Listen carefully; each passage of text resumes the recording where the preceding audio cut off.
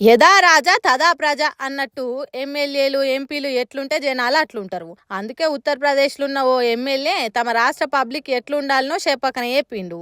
నోటి నిండా పానేసుకొని పస్స పస్స నమ్లి తుప్ప తుప్పు ఉంచిండట. అదేన్నో కాదు, ఏకంగా అసెంబ్లీ తలుపు కాన్నే తట్టెడుంచిండట.